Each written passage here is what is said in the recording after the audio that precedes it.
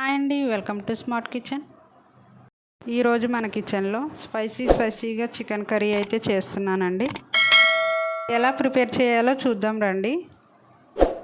ముందుగా చికెన్ అయితే నీట్గా క్లీన్ చేసి పెట్టుకోవాలండి. చికెన్ పీసులు అయితే ఇలా పెద్దవిగా తీసుకోండి. నేనైతే స్కిన్లెస్ చికెన్ తీసుకున్నానండి. సన్నగా తరిగిన 3 ఆనియన్స్, పచ్చిమిర్చి, కరివేపాకు.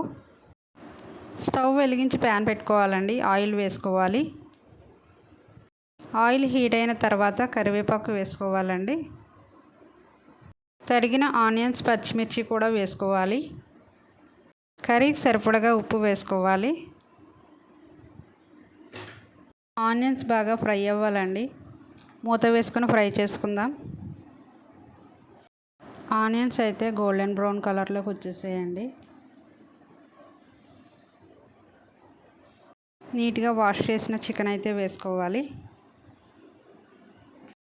చికెన్ అయితే బాగా ఫ్రై అవ్వాలండి. ఫ్లేమ్ సిమ్లో పెట్టి ఫ్రై చేసుకోవాలి. రెగ్యులర్గా చేసే చికెన్ కర్రీ కాకుండా ఇలా ట్రై చేయండి, చాలా టేస్టీగా ఉంటుంది. మూత వేసుకొని మగ్గించుకోవాలి. చికెన్ అయితే మగ్గిపోయిందండి. 2 స్పూన్స్ కారం వేసుకోవాలి. 1 టేబుల్ స్పూన్ పసుపు వేసుకోవాలి. ఉప్పు కారం పట్టేటట్టు చికెన్ని బాగా ఫ్రై చేసుకోవాలి. మూత వేసుకుని ఒక 15 మినిట్స్ ఫ్రై చేసుకోవాలండి. చూస్తున్నారు కదా, చికెన్ అయితే బాగా ఫ్రై అయిపోయిందండి. మనం ఎంత ఫ్రై చేస్తే చికెన్ అంత టేస్టీగా ఉంటుందండి.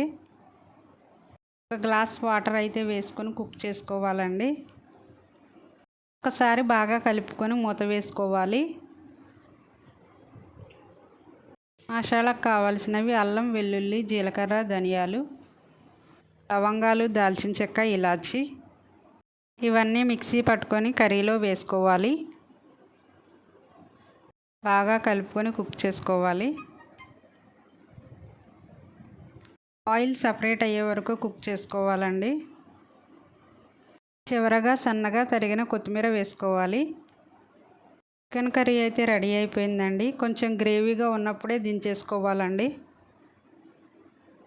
ఎలా వచ్చిందో మీరు కూడా ట్రై చేయండి.